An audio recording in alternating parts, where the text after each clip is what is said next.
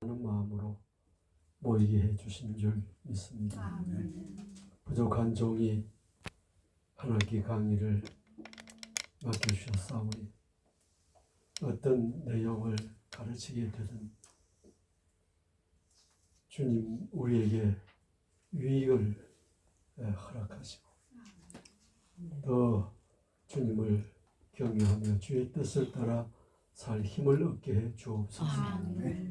시작하는 시간입니다. 마친 한 학기 동안 함께하여 주시고 영광을 거두시도록 이 자리에 임재하시고 역사해 주옵소서. 아멘.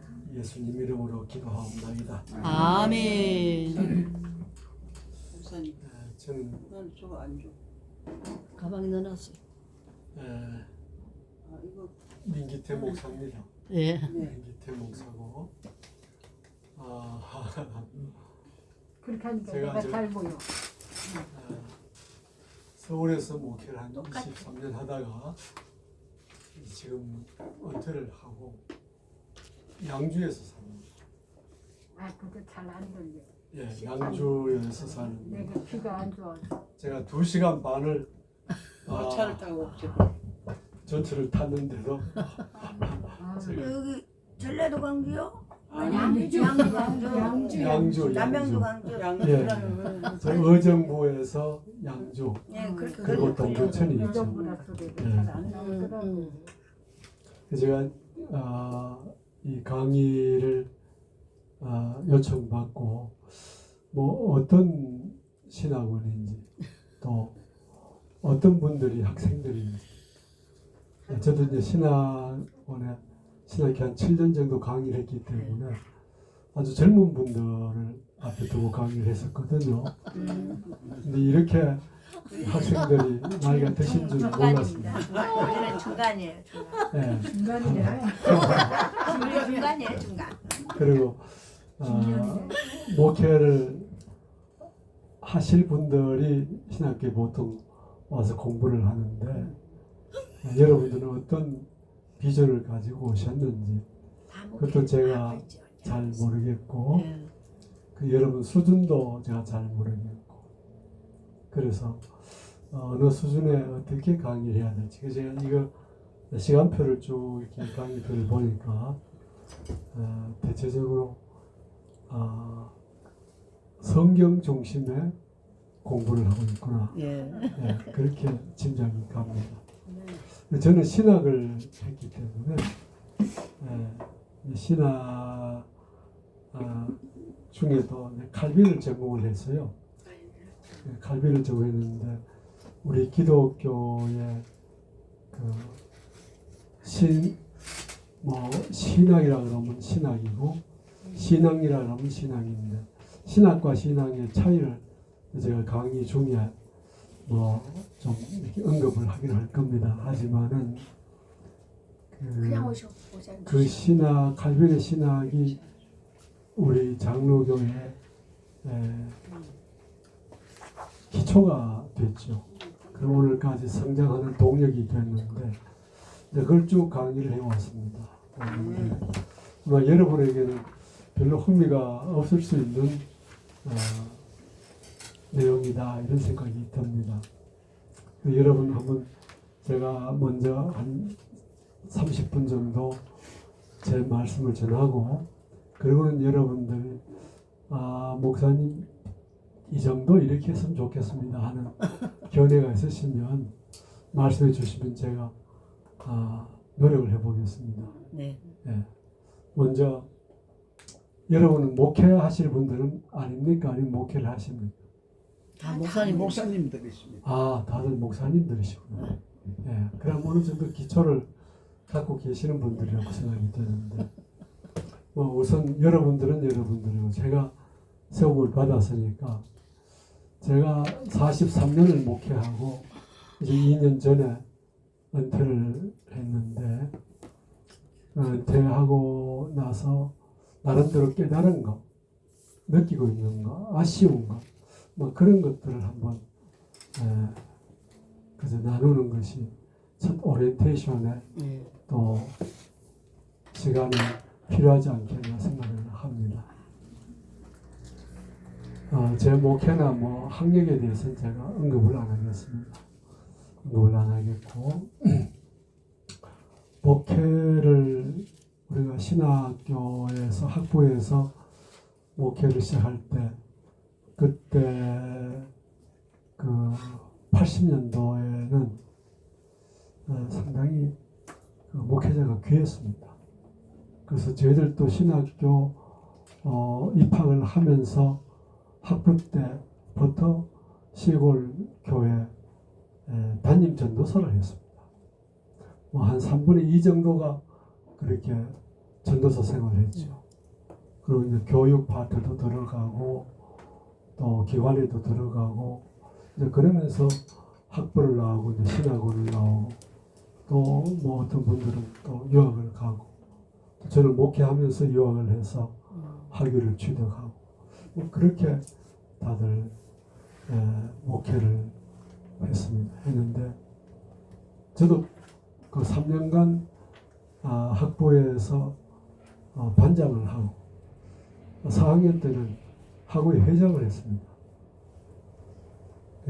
그러니까 뭐 제대로 학교에서는 인정을 받은 셈이죠. 그러나 늘 마음에 아쉬웠던 것이 뭐냐 하면은 금요일 날 수업을 마치면은 시골 제가 목회했던 첫 목회지가 김천 금능군 계룡면 계룡이가 아니라 제 거죠. 예.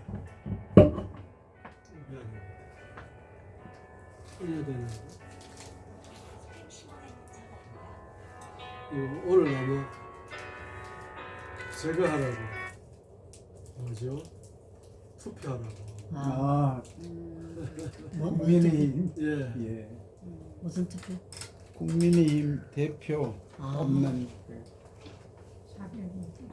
아, 그래서 저 계룡이 아니라 계령면 덕촌이라는데 어느 장로님이 개척하신 한 어른 한 15명 아이들 한 20, 30명 되는 그런 교회에 제가 6대 단임으로 갔어요.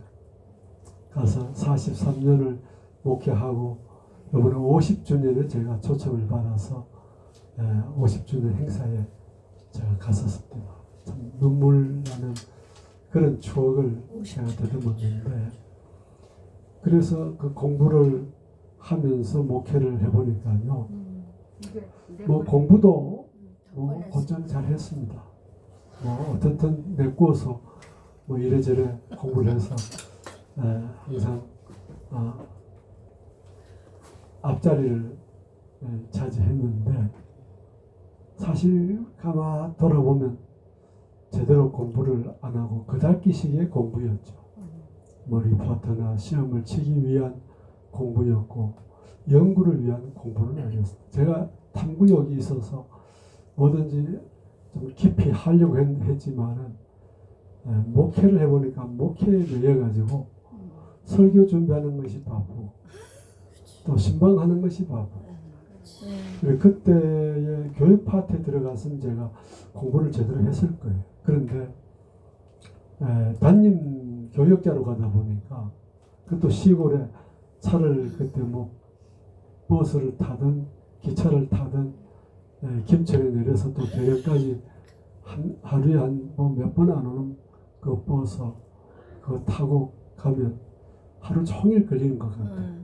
그렇게 해서 목회를 하다 보니까 여름에 방학이 2개월 동안 또 교회에 있었죠. 겨울에 또 3개월간 교회에 있었죠. 그리고 절반은 교회에 매여 있었던 거죠.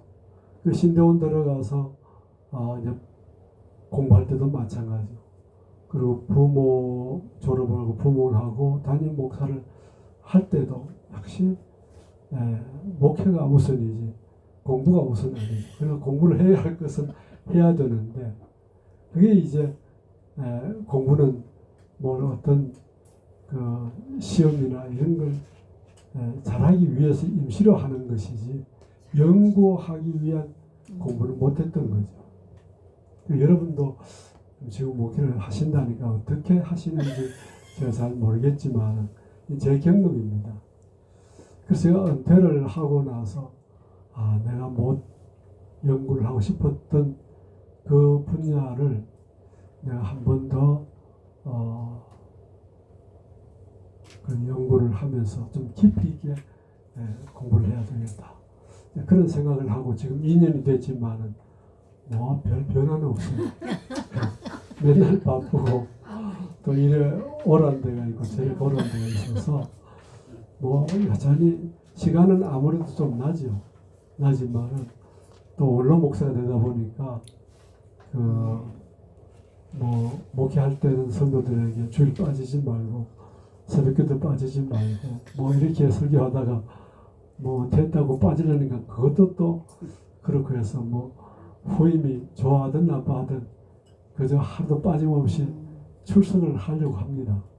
하는데 제가 하루 못하면 후임이 전화를 꼬박꼬박 해요. 그래서 목사님 왜 못 오셨습니까? 뭐 아프십니까? 뭐 코로나 걸렸습니까? 그것도 또 귀찮고 그것도 목사님께 또 실명 드리는 것 같아서 가능하면 제가 안 빠지고 교회 예배 출석을 합니다. 너무 좋다. 네, 하는데 뭐 설교만 안 해서 그렇지 그렇게 매이다 보니까 역시 하고 싶은 걸 못하고 또 나이가 드니까 피곤하고 그런 생활을 지금 2년째 하고 있습니다.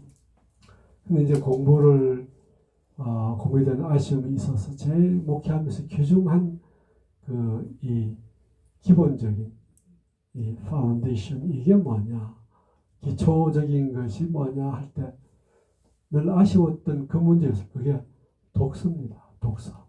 책을 읽는 것. 저도 책을 많이 읽었다고 생각되지만은 신학책을 끝까지 이렇게 읽었던 기억이 별로 없어요. 그 필요한 부분만 읽고 덮었지. 한 권을 뭐 교과서를 이렇게 교수님들이 몇 권 정해주면 그걸 끝까지 독파해 본 적이 없어요. 그러니까 아주 단면적인 지식을 갖고 있고 또 그 부분에 있어서 다른 것과 연결이 돼야 그게 바르게 이해가 되는데 그것만 읽다 보니까 그 이해의 깊이 이게 얕은 거죠. 그래서 그런 부분에서 항상 좀 아쉬워서 오늘 목회 중에 가장 귀한 기초가 뭐냐 할 때 신학이 아니고 뭐든지 여러분 읽으시라는 거, 독서라고 하는 거. 네. 그래서 물론 성경과 기도 생활은 기본이죠. 네. 우리 목회자에게 가장 필요한 것 중에 필요한 것은 성경 묵상과 기도죠. 그러나 성경도 사실 제가 30도 이렇게 한글로 기억이 납니다만 그게 뭐 부분적으로 읽었던 것 생각하면 40여 년간 더 많이 읽었으라고 봅니다. 더 많이 읽었지만은 그러나 이것도 성경도 일목요연하게 뭐 기억이 남든 안 남든 창세기부터 계시록까지 한 번씩 훑어가는 거. 이게 다 잊어버린 것 같아도 이게 잠재식 속에 남아 있어가지고 나중에는 연결이 돼요. 그걸 어느 구절 좋아하는 구절을 이렇게 아는 것이 아니고 이게 연결이 쭉 돼서 그 전부 다 예수님을 가르치는 거 아닙니까? 예수님은 이런 그 사역을 가지고 있다고 오셨는데 이 사역을 하시기 위해서 어떤 뭘 이렇게 안고 오셨다. 지니고 계신다. 이제 이런 것들이 구약에서 예수님을 가르치는 거하고 공생의 사복음서에서 가르치는 거하고 또 사도들을 통해서 예수님을 가르치는 것하고 또 계시를 통해 가지고 이렇게 가르치시는 거하고 이 계시록은 사실 사도들이 가르친 게 아니라 천상에서의 내려옴이죠. 그게 유일한 비밀입니다. 근데 이런 것들이 하나하나 연결이 돼서 예수님을 올바르게 믿으시죠. 그래서 우리 믿는 사람들 중에서도 잘못된 믿음을 가질 수 있는 확률이 상당히 많습니다. 많고 어릴 적에는 네가 믿음으로 시작했다가 뭐죠? 뭐로 말씀드렸어요? 육체로 이렇게 맞춰버리는 이런 게 왜 그러냐라면은 우리가 다 은혜 받고 성령 경험하고 그렇게 해서 그 20몇 살 때 저는 16살 때 주님 만나서 고등학교 1학년 때 자원을 주의 종이 되겠습니다 하고 제 몸을 드렸습니다만은 뭐 부름의 시기는 다 다르지 않겠습니까? 네.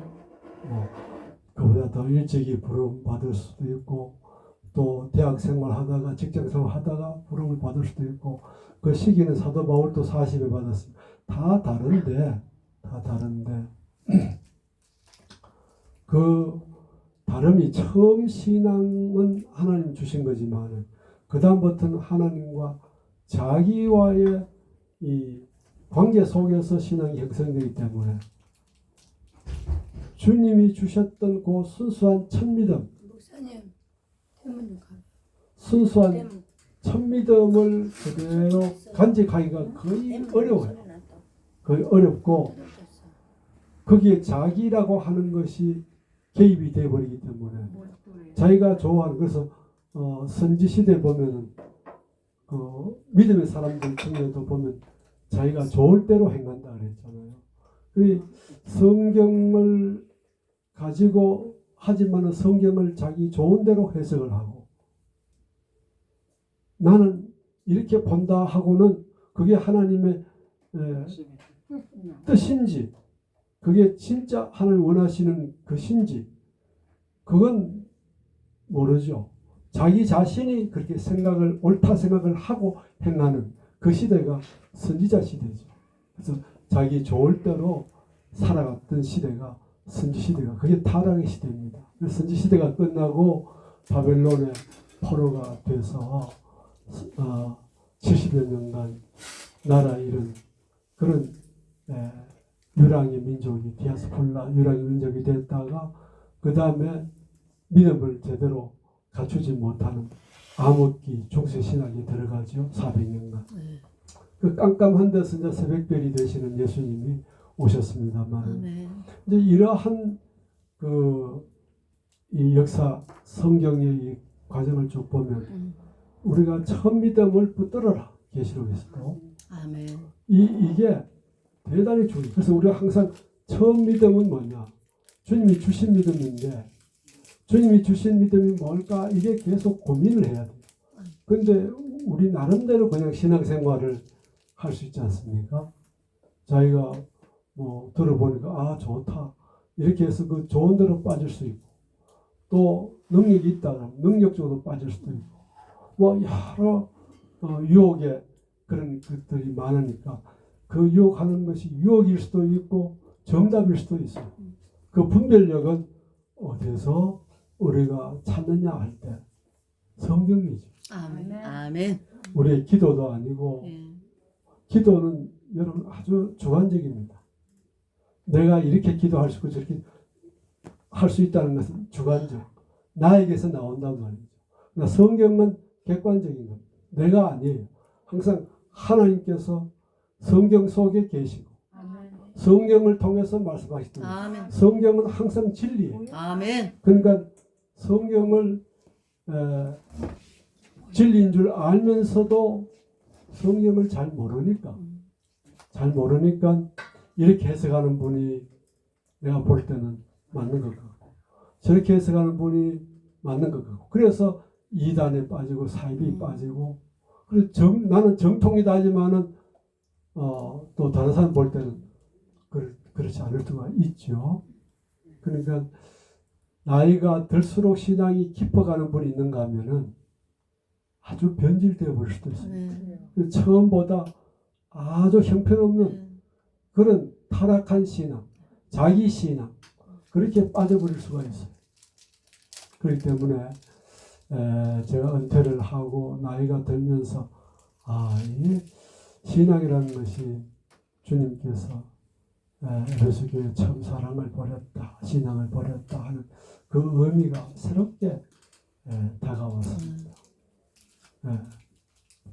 그래서 이러한 것이 왜 그래? 단편적인 그 지식 때문에. 네. 단편적인 지식 때문에. 이제 우리 목회 여러분들에게 뭐 이런 얘기가 별 필요는 없겠지만은 신학을 하기 위해서 기초학문이 있습니다. 기초학문이라는 게 첫째가 인문학입니다. 이 인문학이라고 하는 것은 인간이 갖고 있는 문화, 또 가치, 또 능력, 뭐 자기의 어떤 가지고 있는 내면적인 것을 표현하는 것, 이런 것들을 어떤 글로 표현하는 이런 것들이 전부 다 인문학입니다. 뭐 인문학 중에 시, 뭐 소설, 뭐 음악, 또 미술, 조각, 뭐 이런 것들도 전부 다 인문학입니다. 이런 것들은 우리하고 필요 없는 것 같지만은 그게 우리 속에 쌓여져야 된다. 그리고는 철학입니다. 두 번째. 이 철학이 뭐냐면 철학은 인간의 본질 속에 있는 것. 우리 인간이 뭐냐? 어떻게 살아가는 것이 좋은 것이냐? 지금 내가 살고 있는 이것이 올바른 것이냐? 원래 필로스라고 하는 이 철학은 지혜를 사랑하고 지식을 사랑한다는 의미인데 그건 좀 어려운 학문적인 표현이고 그냥 철학은 그냥 우리 일반적으로 인간이 뭐냐? 어떻게 살아야 되느냐? 어떻게 살면 바로 사느냐? 이런 것이 신앙을 떠나서 누구든지 사람이면 생각을 하는 그 부분이 철학이에요. 그러니까 이걸 여러분 막 사는 사람하고 예수 안 믿어도 사람을 어떻게 살아야 되지? 이런 고민을 하는 사람들이 이제 뭐 여러분들이 잘 아는 공자나 뭐 맹자나 뭐 이런 논어 뭐 이런 것들이 이제 거기에 포함이 되죠. 그러니까 이런 분들이 잘못됐다 잘됐다 하기보다 인간이 어떻게 사는 것이 옳으냐 하는 데 대한 그 고민의 산물이죠. 그런 것들이. 그렇기 때문에 이 철학이 참 중요합니다. 또 세계라는 게 뭐냐? 또 세계에 구성해야 될 필요한 것들이 뭐냐? 지금 필요악이 있죠. 필요한 게 있고 필요악이 있단 말이죠. 그 필요악이 생겨버리면은 필요한 것들이 파괴되잖아요. 이제 이런 것들을 고민하고 또 적대시하고 배제하고 이제 이런 어떤 가치관을 형성하는 것이 철학의 분야인데 이것도 공부를 해야 돼요. 여러분 우리가 이미 목사가 되고 어떤 한 부분의 지도자가 됐기 때문에 마치는 게 아니라 이런 부분을 끊임없이 여러분이 연구를 하고 관심을 가져야 돼요. 관심을 가져야 왜 그러냐? 성경은 인문학이에요. 성경은 철학이에요. 이 신앙 안에서 인간의 가치라는 게 뭐냐? 인간이 뭘 하면서 살아야 되느냐? 하나님의 뜻이 뭐냐? 이게 좀 더 성경 속에 있는 거고 이 세상의 인문학과 그 철학은 성경 밖에 사람들이 신의 뜻은 뭐냐? 이걸 찾는 그 차이. 그렇기 때문에 성경 속에는 그런 것들이 뭐 가득 차 있어요. 그러고 나서 마지막에는 신학이라는 것이 있습니다. 신학. 여러분들 신학을 배우셨겠지만은 신학의 기초가 인문학과 철학입니다. 그래서 여러분께서 이런 걸 공부를 하시면서도 뭐 성경 안에서 신앙은 인간은 이렇게 사는 거다 한 뜻대로 사는 거다 하는 정답을 우리가 갖고 있지만은 어떻게 사는 것이 하나님의 기뻐하시는 삶인가 이런 문제는 계속 또 고민해야 돼요. 계속 그게 철학적인 부분이거든요. 그게 자기가 찾아내야 되는 건데 이 찾아내야 되는 것은 그냥 내 사고로서는 안 돼요. 왜? 내 사고는 한정이 되어 있어서 누구에게인가의 그 어떤 자극을 받아야 된단 말이에요. 자극을 받아야 거기에 내 것을 덧붙여서 사고할 어떤 폭이 생기는 거지. 내 것만 계속 다른 걸 접하지 않고 내 안에서 내 것만 계속 그 발전시켜 나가면은 결국 자기 수준을 넘어서지를 못하는 것이죠. 그래서 이 인문학과 철학은 신학의 기초입니다. 왜 제가 이 얘기하냐면은 우리의 오늘까지 신앙과 신학의 그 중추적인 그 역할을 해주신 인물들, 어거스틴이라든지 토마스 아퀴나스라든지 또 15, 16세기의 종교개혁자 마틴 루터나 칼빈 이런 분들이 존 웨슬리 이런 분들이 그냥 종들이 된 게 아닙니다.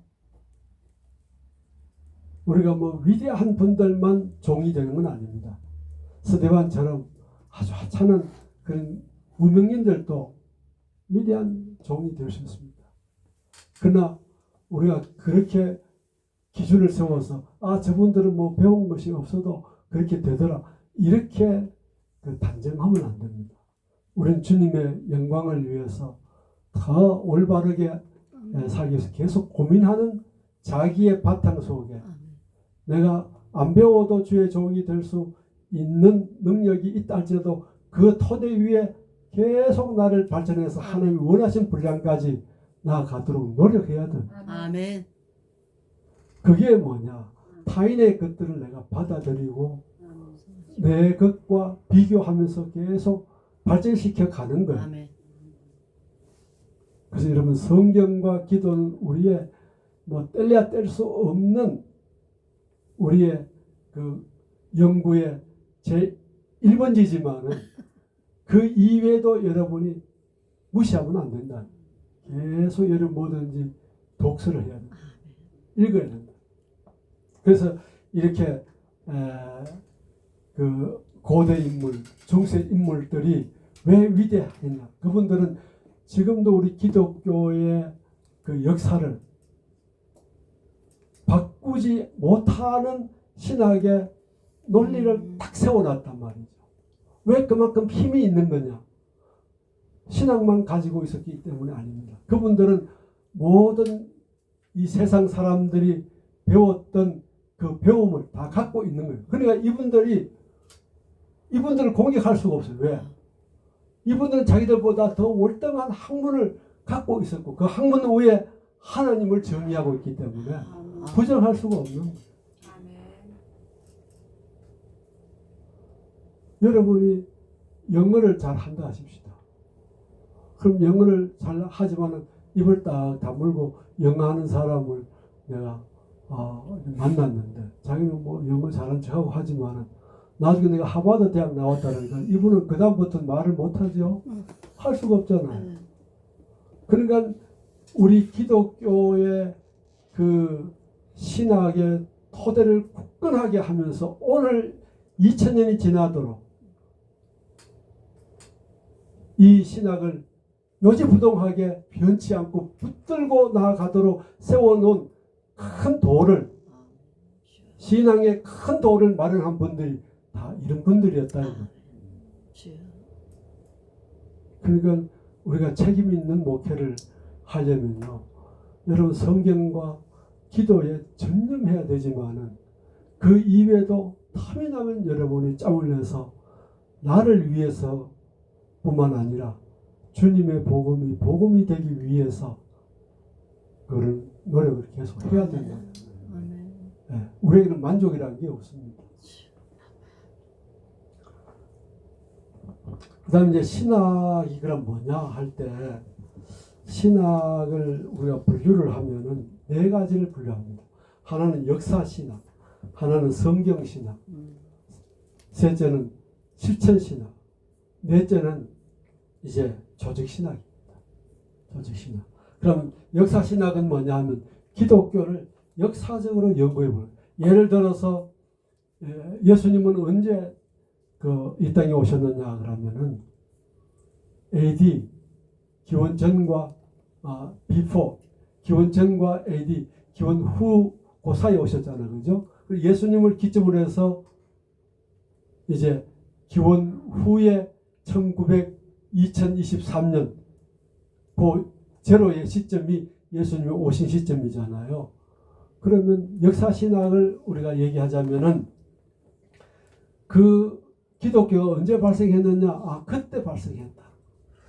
이걸 연구하는 것이 역사신학. 그러면 그 역사에서만 끝나느냐? 아니요. 기독교가 계속 어느 시대를 통해서 발전하기도 하고 도태하기도 하고 퍼져나가기도 하고 이렇게 되어지는 그 모든 것들을 속에서 기독교가 계속 어떻게 변화되고 발전해 나가는 이런 것들을 연구하는 것이 역사신학.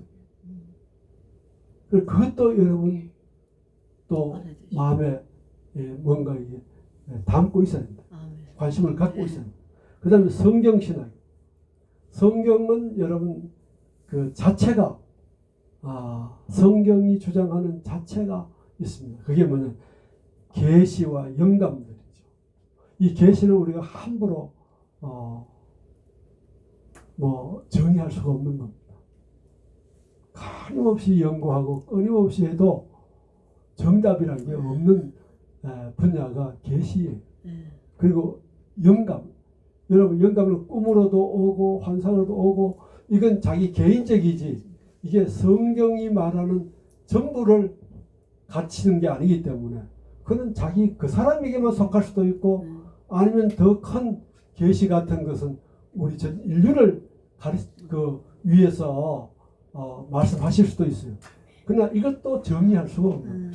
여러분 우리가 다니엘서를 얘기하자면 다니엘서는 바벨론에 의해서 그 종말을 맞는 이스라엘의 그 마지막 시대를 얘기하는 그런 말세라고 하는 말이 그 바벨론에 의해서 망하는 그때의 이스라엘이 어떤 환난을 당할 거냐 여기에 국한해서 그 다니엘서를 해석하는 분들도 있는가 하면 이 다니엘서는 마지막 시대 주님이 재림하실 때 그 종말의 환난을 얘기하는 것이다. 이렇게도 보시는 경향이 있습니다. 그 어느 것이 맞느냐? 정답은 없습니다. 그걸 고민하라고 하나님이 그렇게 우리에게 일러주신 거예요. 정답을 딱 이렇게 1 더하기 1은 2다 이렇게 말씀하시지 않고 그냥 1 이래서 이게 마이너스 속에 그 안에 마이너스 1하면은 1 더하기 1 빼기 1은 0이잖아요. 근데 1 더하기 플러스를 써놨으면 거기에 2가 되잖아요. 근데 주님은 1 더하기 1 마이너스 1 이렇게 써놓은 게 아니에요. 그냥 1, 2, 3 이렇게 써놨기 때문에 여기에 마이너스가 들어가야 되는지 플러스가 되는지 이거는 각자 영감에 따라서 달라집니다. 그러니까 여러분 이 영감이라는 것도 함부로 우리가 대할 것이 아니잖아요. 이걸 그러면은 정말 신앙이 있고 그 품격을 예수님을 닮은 분들은 어떻게 보았을까? 그렇다 해서 그분들이 보았다해서 그분들도 정답이 아니에요. 그러나 우리가 추구해 가야 될 것은 우리보다 월등히 많이 알고 많이 경험하고 성경을 정말 지금은 컴퓨터로 찾아보지만은 그때는 컴퓨터가 없는 시기 때문에 전부 다 외웠잖아요. 외워가지고 다 연결시켜서 자기 신학을 논리적으로 이렇게 정의했던 그분들은 우리 세계와 다른 영감의 세계를 갖고 있는 거예요. 그럼 그분들은 계시록을 어떻게 생각했으며 말라기, 다니엘서, 스가랴, 스바냐 이런 예언서를 어떻게 생각했느냐 이건 가치가 있죠. 제가 얘기하는 거하고 그분들이 얘기하는 것은 다르잖아요. 얼마나 가치가 있죠. 네. 그런 부분에 여러분 나는 뭐 늙어 빠졌는데 이제 이제 그 공부해서 뭐 하냐 하나라도 여러분 하시면 여러분 자신의 격이 달라져요. 아멘. 격이 달라요. 아멘. 자기의 격을 위해서라도 해야 되고 아멘. 그걸 넘어서서 하나님의 복음을 책임 있게 더 명료하게 알리기 위해서 해야 되는 거예요. 아멘. 절대 여러분 신앙에는 또 신앙과 학문에는 만족이라는 게 없어요. 계속 갈증이 있어요. 아멘. 갈증. 신앙 갈증이 사도 바울이 내가 마지막까지 달려간다 했던 것은 자기에게 주신 사도의 사명에 대해서 아니 난 이제 나이가 이만큼 됐으니까 그만해야지 이게 아니고 끊임없이 그걸 끝까지 하겠다는 그럼 끝까지 하려고 하면 뭐가 있어야 되느냐 지력도 있어야 되고 기억력도 있어야 되고 그게 다 필요하지만 건강도 있어야 됩니다. 아멘. 이걸 전부 다 아울러서 달려가는 것이기 때문에 아멘. 다 조심했다는 거예요. 다 살폈다는 거예요. 아멘. 그 여러분 건강도 나를 위해서도 필요하지만은 복음을 위해서도 필요한 거예요. 아멘. 아멘. 그래서 우리 함부로 살면 안 돼요. 함부로 살. 그래서 이 성경도 이렇게 계시와 영감의 원리를 연구하는 것이기 때문에 여러분이 다 많이 읽고 읽으면은 그 영감이 좀 높아지잖아요. 조금씩 나아집니다. 아멘. 옛날에 눈하고 한 번 읽고 두 번 읽고 또 연구하면 또 조금 나아져요. 그래서 지금 아는 데서 머물지 말라는 거예요. 그걸 계속 연구하는 것이 성경 신학이에요. 아멘. 그 다음에 실천 신학은 예배, 설교, 상담, 교회 성장. 어떻게 하면 교회 성장하지? 예배는 어떻게 드리면 참 예배가 되지? 이거 이제 우리가 이미 예식서가 나와 있잖아요.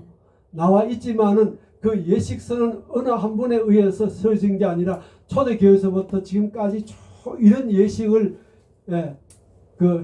진행해 왔기 때문에 오늘 그걸 하나의 어떤 순서로 정리한 거예요. 정리해서 이렇게 드리는 것이 과거 때부터 지금까지 들어왔던 형식이다.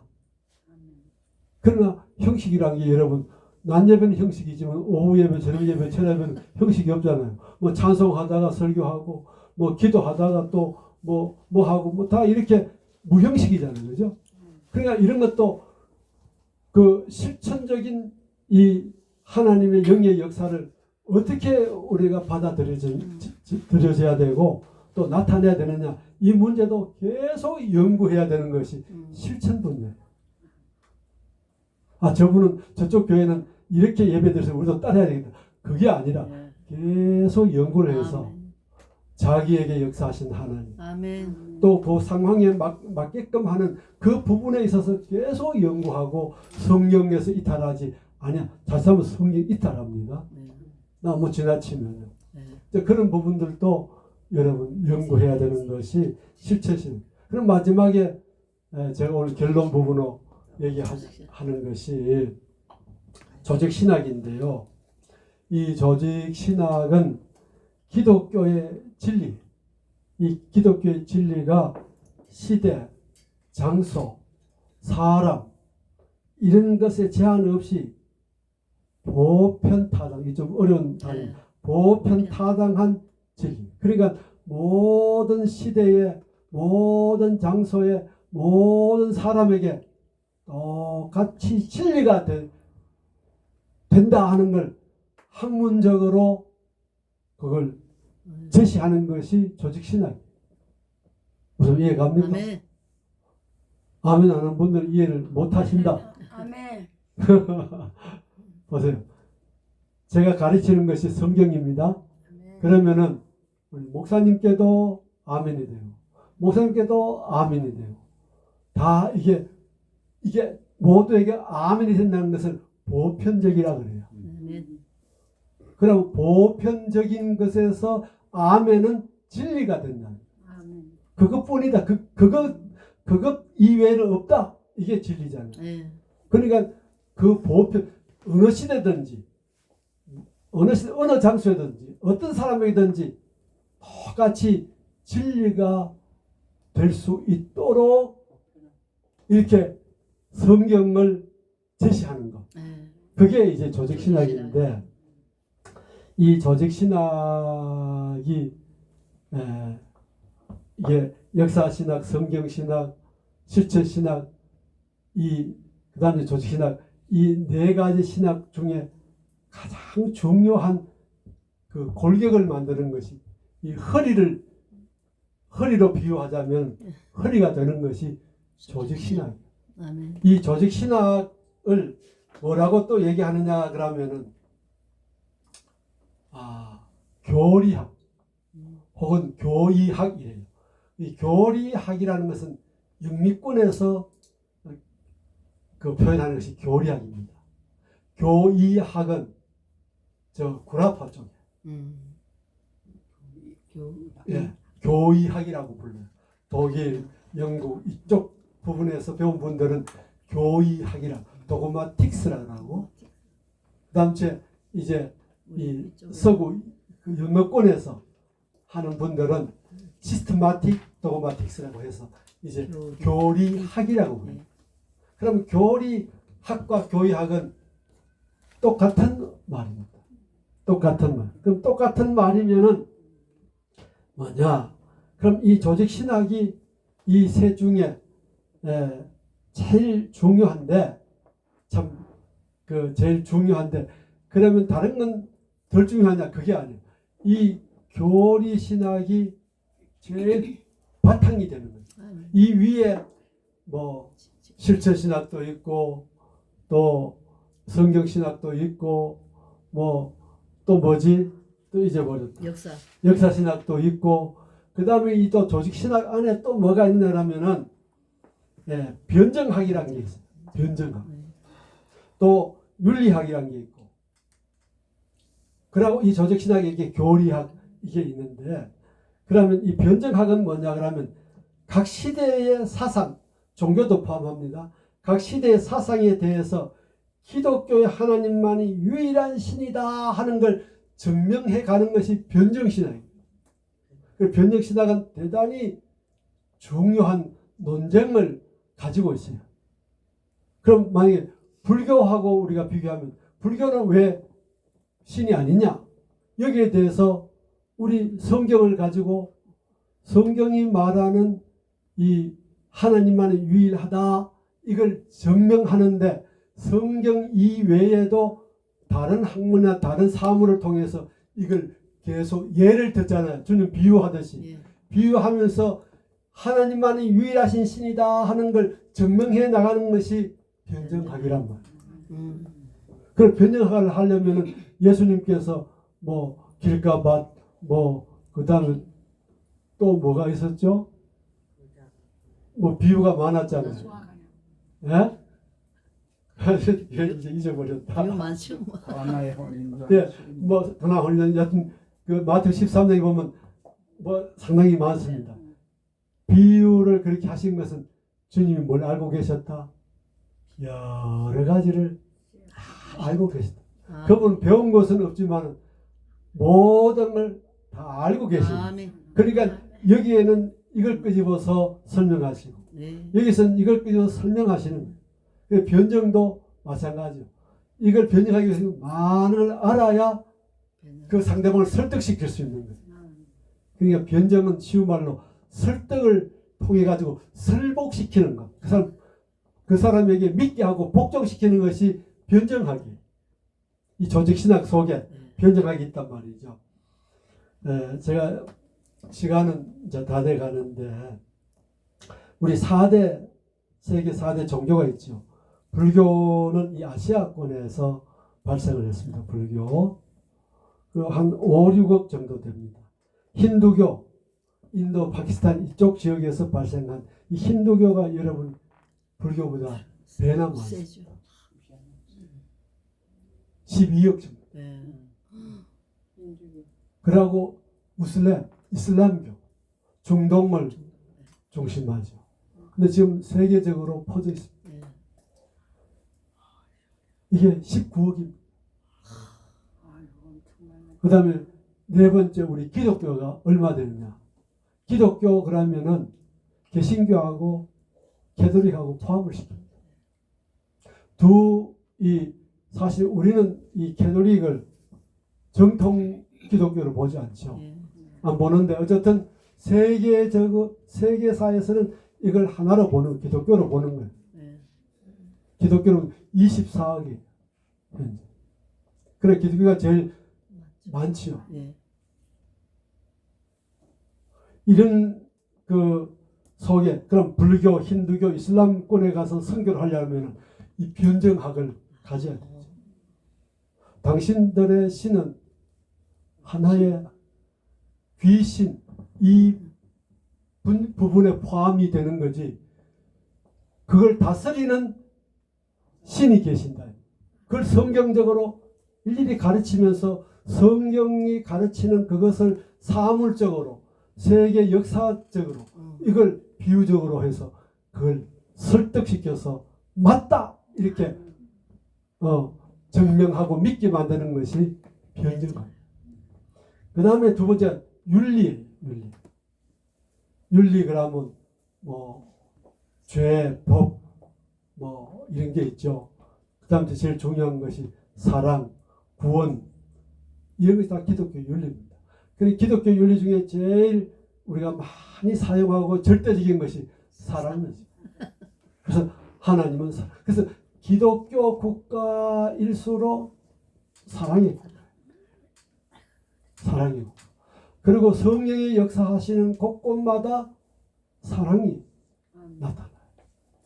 물론 사랑 속에 뭐 기쁨이나 평화나 뭐 이런 것들 섬김이나 희생이나 이런 것들은 다 부수적으로 이게 다 사랑에 포함되어 있어요. 그래서 고린도서 13장에 보면 모든 것 중에 제일은 사랑이에요. 어디까지 포함돼요? 믿음까지. 어디까지? 소망, 구원까지도 사랑 안에. 그냥 사랑 없는 구원, 사랑 없는 믿음, 그건 불완전하다. 그게 아니다라고 부정을 하는 분들도 있어요. 그러나 믿음은 사랑을 나타내는, 그 사랑을 나타내기 위해서 믿음이 있다는 거예요. 그래서 모든 믿음의 열매, 뭐든지 하나님께로부터 오는 것은 어떤 열매를 하나 딱 맺는데 그게 뭐냐? 사랑이라는 거예요. 아멘. 그럼 사랑은 우리가 갖고 있는 사랑과 하나님 말씀 사랑은 뭐가? 여러분 그건 다 아시잖아요. 아가페적인 사랑, 필로스, 에로스 뭐 이런 사랑이 있는데 필로스, 에로스는 진짜 육체적인 사랑이죠. 그러나 아가페적인 사랑은 왜 다르냐? 인간이 되셔서 우리 인간의 죄를 위해 아무 대가 없이 내어주신 대속물로, 우리 대속물을 하면 구약의 죄를 사해 주시겠다고 약속하신 그 약속을 이행하기 위해 내 죄 대신 제물로 바치는 것이 동물이잖아요. 그게 대속물이라고 하나님 말씀하셨잖아요. 그래서 예수님은 우리 인류의 대속물이 되시기 위해 오셨다면 그걸 한마디로 뭘로 표현하느냐? 사랑이 하나님의 사랑으로. 아멘. 그럼 우리는 모든 것 중에 사랑은 믿음이다 아니에요. 믿음이 사랑을 만들어내야 돼요. 희생이 사랑이다 아니에요. 하나님의 이런 그 희생을 따라가면서 그거 나타나는 것이 사랑이 돼야 돼요. 사랑은 뭐냐? 바로 그리스도적인 사랑. 우리가 필로스나 에로스 아까 얘기했습니다. 그건 전부 다 이기적인, 이타적인 사랑이에요. 즉 말하면 내가 유익함을 전제로 하는 사랑이에요. 여러분들도 내가 사랑해줬는데 왜 저 사람 나한테 이렇게 섭섭하게 했지? 우리 이런 소리를 자주 하잖아, 그죠? 부부간에도 하잖아요. 여러분 이게 성령의 충만에 빠지면요, 그게 얼마나 큰 죄인지 압니까? 그 사랑은 거짓 사랑이에요. 그러니까 우리가 마지막까지 나는 죄인인 게 괴수예요. 그래서 주님이 사랑하라는 말은 십자가의 사랑을 본받으라는 거예요. 아멘. 십자가의 사랑. 여러분 그걸 한평생 우리가 믿음 세워서 노력하고 애써야 그 사랑을 흉내낼 수 있는 거예요. 그런데 성령이 역사하시면 그 사랑을 할 수 있어요. 그게 순교자의 삶이고 그게 사도의 길들이었어요. 그분들은 자기를 위해 죽는 게 아니었어요. 나를 구원하신 그리스도를 위해 죽은 거예요. 그렇죠? 그리고 우리의 목회도 지금까지 뭐 은퇴비가 얼마냐, 생활비가 얼마냐, 이거 우리가 따졌잖아요. 저도 따졌어요. 이게 얼마나 부끄러운지 몰라요. 주님은 나를 위해 그저 목숨을 주셨는데 나는 그걸 따져가지고 그거 더 받으려고 하는 이런 그 욕심이 뭐죠? 죄. 그렇지, 욕심이 죄잖아요. 죄인은 하나님을 보지 못한다 그랬잖아요. 네. 그런데 우리가 하나님을 보는 듯이 얘기하고 있잖아요. 눈이 사실 우리는 어두운 상태에서 내가 갖고 있던 과거를 없는 것밖에 안 돼요. 그만큼 외식적이란 말이에요. 그래서 진실을 우리가 하기 위해서는 계속 성령의 사로잡힘을 받아야 되는데 이게 깨어있는 삶이에요. 네. 그래서 이 교리학이 왜 중요하냐 하면은 하나님은 유일하신 분이다. 하나님만이 사랑이시고 하나님만이 진리시고 아멘. 하나님만이 우리를 구원하시고 아멘. 예수님만이 그 구원의 길로 가는 길이다. 아멘. 이걸 가르치는 것이 교리예요. 아멘. 그래서 제가 이걸 한 학기를 가르칠까 하는데 여러분이 이해를 하실는지 못 하실는지 의논해가지고 좋은 거 다. 알 수가 없어요. 아니요, 가르쳐 주세요. 뭘 가르쳐요? 그래서 제가 이거 가만보니까 뭐 책을 한 권 이렇게 얘기하려 해도 여러분 상당히 부담될 것 같고 네. 또 뭐 이렇게 생각을 한번 해보겠습니다. 그래서 제가 그저 한 40분 이렇게 왔다 보면은 1시간 강의지만 1시간. 또 질문도 하시고 이러시면 한 40분 정도 걸릴 것 같은데 그 정도로 뭐 프린터도 해가 올 수도 있고 아니가 올 수도 있고 그냥 이렇게 설명만 할 수도 있는데 그런 강의를 해볼까 지금 생각을 하고 있습니다. 감사합니다. 여러분께서 좀 불편하시지만 이렇게 잘 들어주시면 고맙겠습니다. 아멘. 감사합니다. 기도합시다. 하나님 아버지 도우심으로 마쳤습니다. 뿌려싸우니 우리에게 믿음의 결실이 있게 해 주옵소서. 아멘. 아멘. 예수님 이름으로 기도하옵나이다. 아멘.